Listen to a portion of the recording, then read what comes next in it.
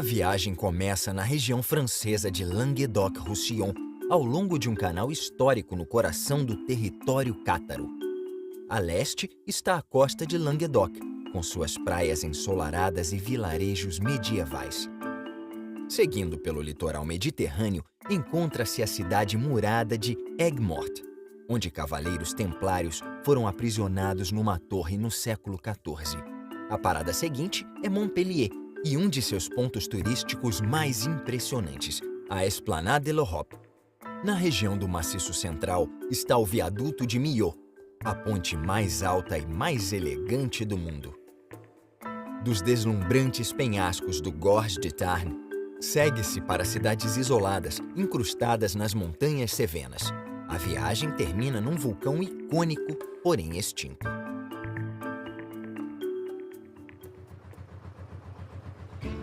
Na região de Languedoc-Roussillon, no sul da França, está o Canal de Midi, que conecta o Oceano Atlântico e o Mar Mediterrâneo através de um sistema de 99 eclusas. Quando o canal foi concluído em 1681, foi considerado uma façanha da engenharia e se tornou uma ferramenta importante para a comercialização de trigo, vinho e têxteis.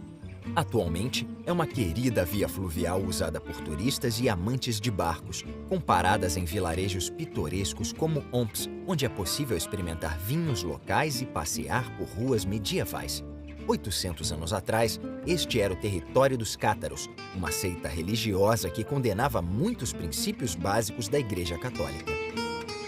O Papa Inocêncio III declarou uma cruzada para erradicar os cátaros em 1208, e os ancestrais de muitos moradores daqui, de Argens-Minervois, foram agredidos durante a campanha de 20 anos do Papa.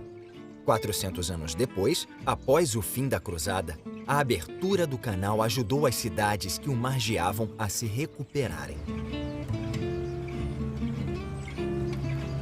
Num passeio de barco pelo canal, é possível ver alguns resquícios desse passado trágico.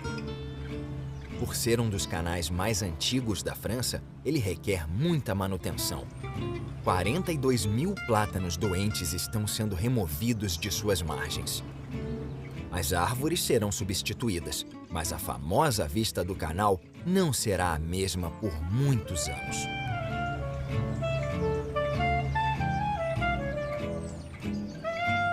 Mudar nem sempre é fácil para uma região com tantas raízes históricas, ainda mais quando o assunto é a vinicultura. A França domina a indústria há séculos, mas suas vinícolas foram obrigadas a competir com os vinhedos da Califórnia, da Austrália e da América do Sul. A região de Languedoc, que produz 1/3 do vinho francês, teve que criar um novo método de produção, conciliando as tradições artesanais com as exigências do mercado global.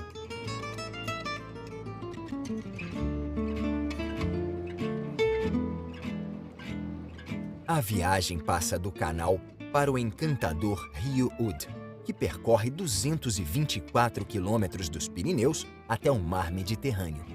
Dos dois lados, os vinhedos se espalham pelo relevo plano até chegar à costa.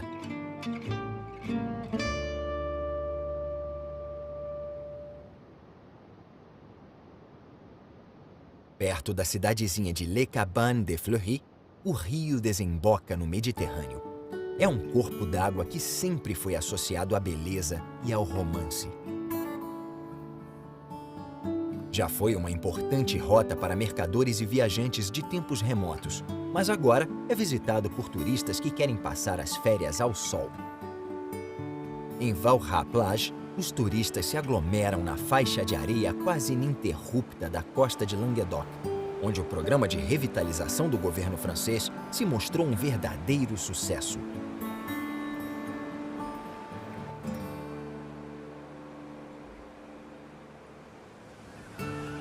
Antes da presença dos resorts, esta área da França era composta por vilas de pescadores. Apesar de o país ter um litoral extenso e portos excelentes, a pesca representa apenas uma pequena parte da economia.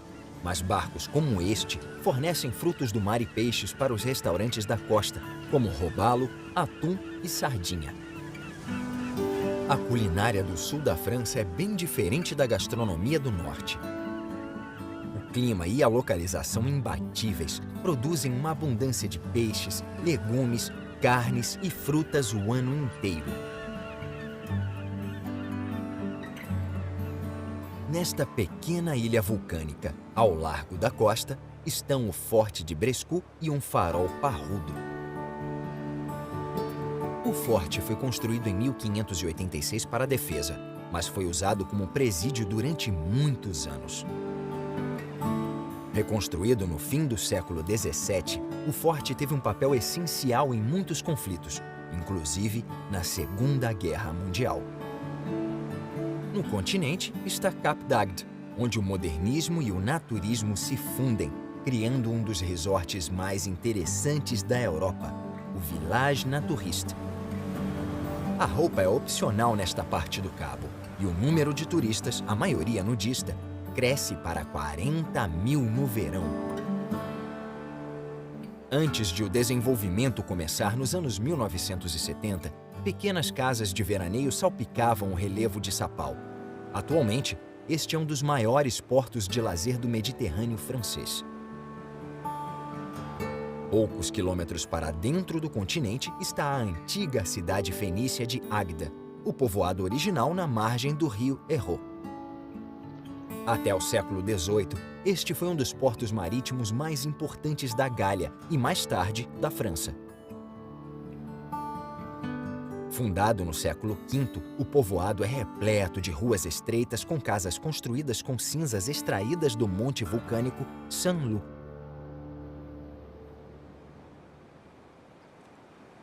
A leste, ao longo da costa e desta península estreita, é fácil ver porque esta bela paisagem já foi o lar dos trovadores, uma escola de poetas franceses que prosperou do século XI ao século XIII. Os elaborados poemas românticos, escritos em occitano, impulsionaram o desenvolvimento da literatura ocidental moderna. O espírito pastoral e a paixão rústica da região serviram de inspiração para muitos outros escritores ao longo da história. E para pintores, como Van Gogh, que disse ter vindo aqui porque queria ver as coisas por outro ângulo. Tão poético quanto é o Porto de Sète, onde uma rede de canais que se encontram no meio da cidade dá a ela vivacidade e propósito. Ele foi construído no século XVII para impulsionar o comércio marítimo e foi um dos primeiros portos pesqueiros do Mediterrâneo.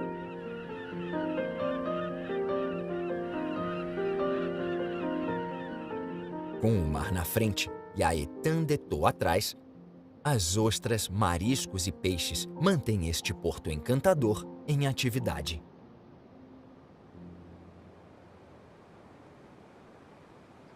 Esta é uma série de étangs, lagoas, a nordeste de Sète. Ricas em fauna e flora, elas têm uma variedade de peixes e centenas de espécies de aves, inclusive flamingos.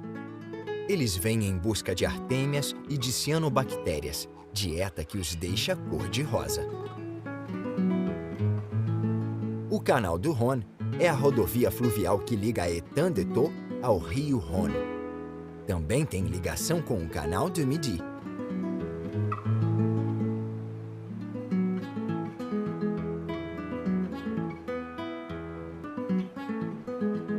O relevo desta região sofreu muitas alterações ao longo da história.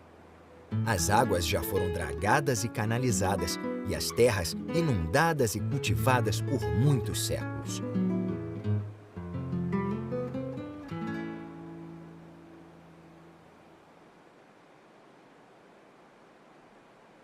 A próxima parada é Grand Mont, o mais antigo dos novos resorts da costa e um verdadeiro mundo.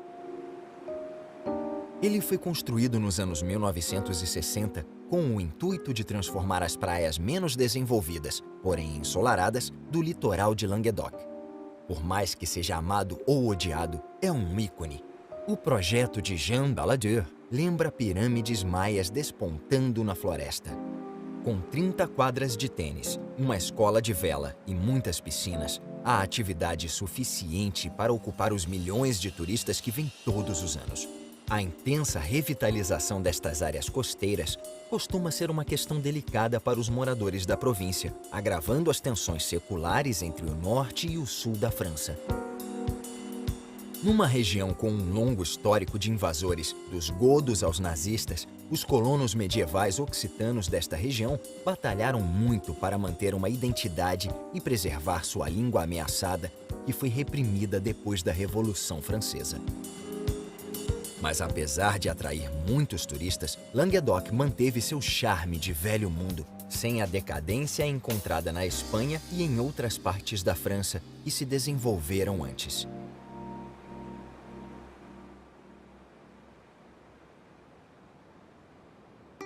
Bem diferente de Grande-Motte, Aigues-Mortes é apaixonada pelo charme antigo. Construída nos pântanos planos de Camargue e cercada por altas muralhas de pedra, a cidade foi fundada em meados do século XIII por Luís IX para que a coroa francesa tivesse controle direto sobre um porto no Mediterrâneo. Dentro das muralhas há 6 torres importantes, inclusive a famosa Torre de Constance, além de 10 portões. Tudo isso protege um fascinante patrimônio religioso. O local reúne imagens de cavaleiros medievais. No início do século XIV, alguns cavaleiros templários foram encarcerados aqui, depois da dissolução repentina da ordem. Eles foram julgados, condenados e aprisionados na Torre de Constance. Diz a lenda que um engenheiro romano chamado Péquius foi o primeiro a organizar a produção de sal em Camargue.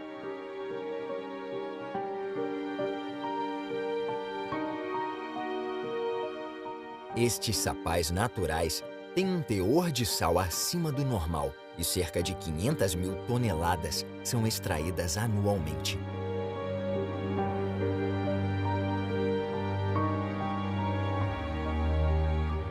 Como estes sapais são explorados há mais de 1000 anos, eles são muito bem preservados.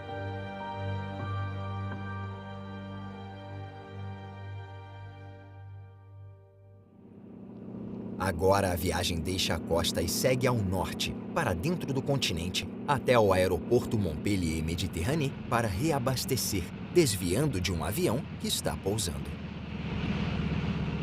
O aeroporto recebe mais de 1 milhão de viajantes por ano, um percentual dos 84 milhões de turistas que visitam a França anualmente. Da pista, a viagem segue para Montpellier, a capital da região de Languedoc e a 8ª maior cidade da França.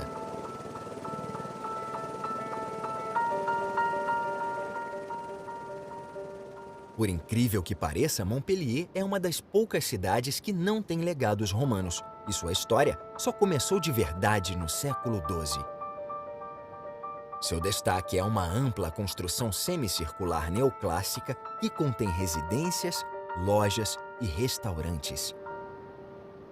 A Esplanade de l'Europe e o distrito que a cerca foram criados durante um projeto de revitalização urbana no fim dos anos 1970. O projeto é do arquiteto catalão Ricardo Bofill. Apesar da aparência moderna, é possível ver influências da arquitetura clássica greco-romana, especialmente o uso de grandes colunas. A cidade fica para trás e a próxima parada é mais para dentro do continente, a região montanhosa do Maciço Central.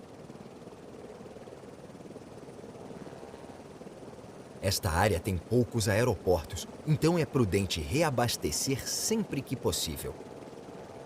Mais perto da pista avista-se a produção rural em ação. A França é um dos principais centros agrícolas da Europa há séculos.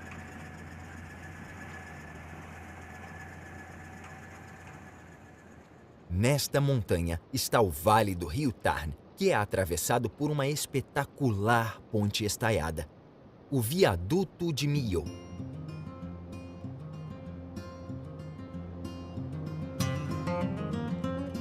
Considerada uma das maiores façanhas da engenharia de todos os tempos, a ponte é um belo exemplo da união exclusiva entre tecnologia, funcionalidade e paisagem.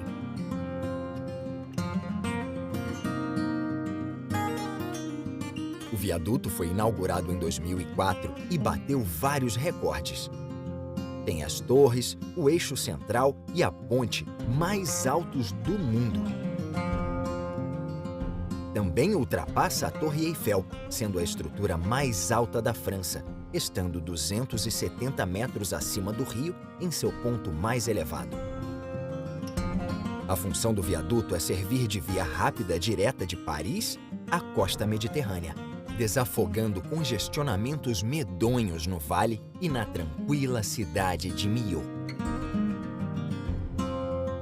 O projeto é do engenheiro estrutural francês Michel Virlugot e do famoso arquiteto britânico Norman Foster. A ponte é um grande motivo de orgulho para a França, pois mostra um pouco da grandiosidade arquitetônica do país. A construção começou em outubro de 2001 e só demorou 3 anos para ser concluída, o que é impressionante para um projeto tão grande e complicado. A dificuldade do projeto foi criar uma estrutura que se encaixasse na paisagem com certa elegância. Materiais ultramodernos dão aos motoristas que atravessam a ponte a sensação de estarem voando sobre o vale. É realmente uma fita entre as nuvens e uma verdadeira obra de arte.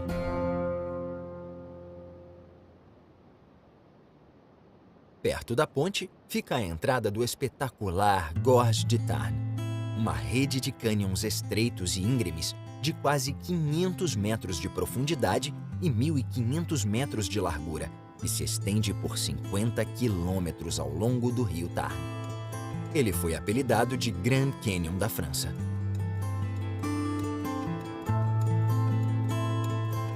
É um paraíso natural de penhascos íngremes, pinheiros e cavernas cor-de-rosa e um bom lugar para fugir da agitação das cidades e dos litorais da França. Indícios de uma época mais povoada podem ser vistos nas casas abandonadas e antigos socalcos espalhados pelos cânions em seus penhascos calcários. Quem protege a entrada do Gorge de Tarn é o Château de Peyrolade, um castelo em ruínas que dá vertigem. O nome dele significa pedra larga em occitano. Ele existe, no mínimo, desde o século XII, então já passou por muitos conflitos. Atualmente, o castelo está aberto para turistas e oferece uma linda vista do vale. A rota do Gorge de Tarn foi uma das primeiras rotas motorizadas construídas na França. Ela ainda passa pela cidade de Mostuejoul, local do primeiro hotel turístico da rota, o Grand Hôtel de la Muse. Esta é a parte mais impressionante do Gorge. Ela foi formada pelos antigos planaltos vulcânicos do Maciço Central. Em termos geológicos, é a região mais antiga da França e, culturalmente, é uma das mais presas ao passado. A indústria e o turismo ainda não se estabeleceram aqui. Os moradores são reservados e continuam mantendo uma forte identidade regional.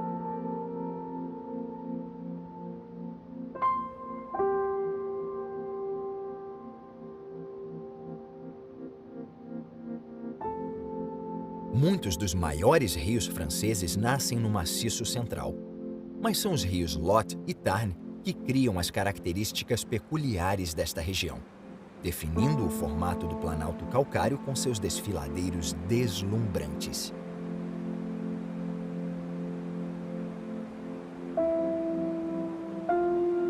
Os canoístas estão desfrutando de uma paisagem que foi criada há 23 milhões de anos, quando a intensa atividade vulcânica produziu este cenário lindo e impressionante.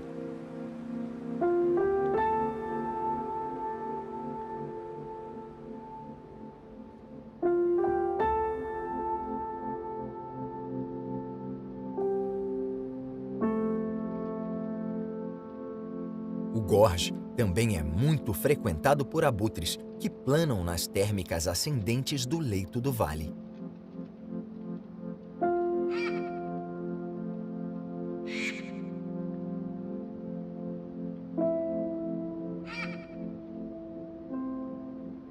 Ao longo do gorge e acompanhando o Tarn, os montanhistas se encantam com o rio e o penhasco e descem antigos caminhos de ovelhas em busca de descobertas, como fez Robert Louis Stevenson, antes de ficar famoso com as histórias de piratas. A fim de esquecer um amor perdido, o jovem Stevenson percorreu 190 quilômetros nesta região em 1878, com um burro teimoso. Depois ele escreveu o livro Viagem com um Burro pelas Cevenas, que continua sendo um clássico sobre viagens. Ele era muito sociável, mas preferiu andar sozinho, apenas na companhia do burro. Você precisa seguir seu próprio ritmo, escreveu. Atualmente, a trilha de Robert Louis Stevenson é feita por montanhistas que esperam seguir os passos dele e usar sua musa como inspiração. Sobre a viagem improvisada, ele disse: "Meu objetivo não é chegar a um destino, e sim viajar. Viajo por viajar."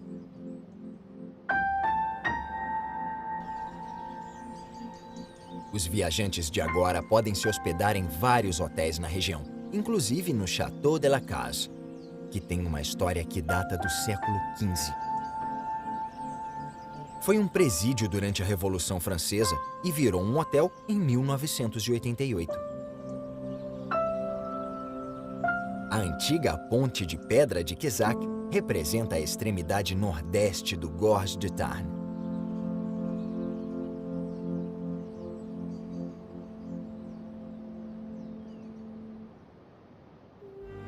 Mais ao norte está o vilarejo de Le Puy-en-Velay. O acesso é meio difícil, mas os turistas não parecem se importar, pois a cidade recebe 700 mil pessoas por ano, especialmente peregrinos que estão fazendo o caminho de Santiago de Compostela, que começa na França e termina no noroeste da Espanha. Bem no alto de um pináculo de pedra está a capela de Saint-Michel-d'Aguiles, do século X, onde os peregrinos são abençoados antes de seguirem viagem.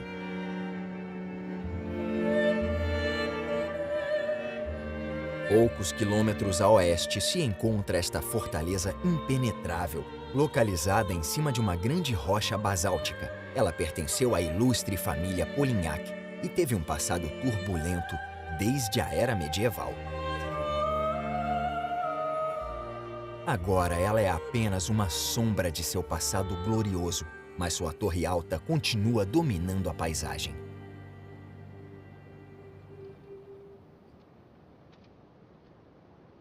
Seguindo a norte, é difícil de acreditar que uma paisagem tão tranquila tenha sido uma das áreas vulcânicas mais ativas da Europa Ocidental.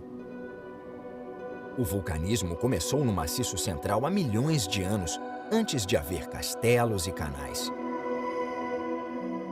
Num país habitado há milhares de anos, há poucas áreas que nunca foram tocadas pelos humanos. Talvez esta região seja uma exceção. A Chaîne de Puy, uma cadeia vulcânica de 40 quilômetros de extensão. Esta é a terra do fogo e do enxofre, mas os vulcões daqui estão dormindo há 6.000 anos. Um dos vulcões mais jovens da cadeia é o icônico Puy de Dôme. Na era pré-cristã, era um local de cerimônias espirituais e os romanos construíram um templo dedicado ao deus Mercúrio. Hoje, ele recebe aventureiros que sobem ao topo do vulcão por causa da espetacular vista de 360 graus. É o lugar perfeito para encerrar esta jornada.